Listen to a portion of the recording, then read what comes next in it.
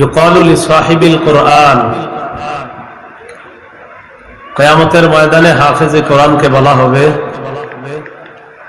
ইকরা ওয়ারতাকি, পড়ো আর উপরে ওঠো। ওয়ারাত্তিল কামা কুনতা তুরাত্তিলু, দুনিয়াতে যেইভাবে ধীরস্থির ভাবে পড়তে এইভাবে পড়ো। ফাইন্না মানজিলাকা ইনদা আখিরি আয়াতিন তাকরাউহা, তোমার শেষ স্তর হলো যেখানে তুমি গিয়ে আয়াত শেষ করবে, সেটাই তোমার স্থান। তথা হাফেজে কোরআন ৬,২৩৬টা আয়াতে কারিমা তেলাওয়াত শেষ করবে, তার এই পরিমাণ মর্যাদায় আল্লাহ তাকে অধিষ্ঠিত করবে।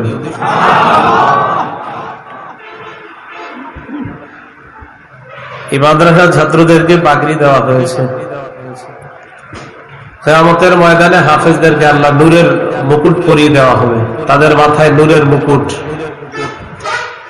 সম্মানের মুকুট আল্লাহ পরিয়ে দিবেন।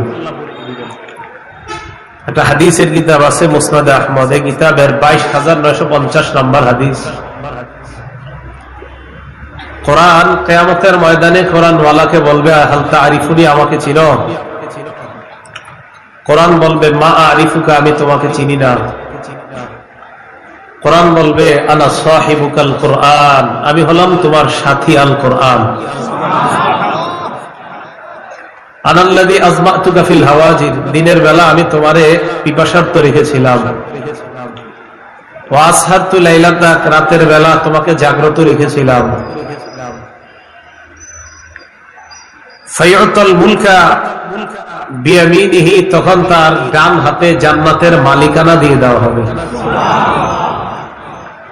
ওয়াল খুলদা বিশিমালিহি, তার বাম হাতে জান্নাতে চিরস্থায়ী ভাবে থাকার সার্টিফিকেট দিয়ে দেওয়া হবে।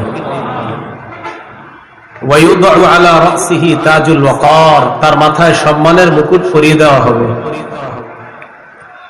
ওয়ায়ুকসা ওয়ালিদাহু হুল্লাতাইন লা ইউকাওবিমু লাহুমা আহলুদ দুনিয়া,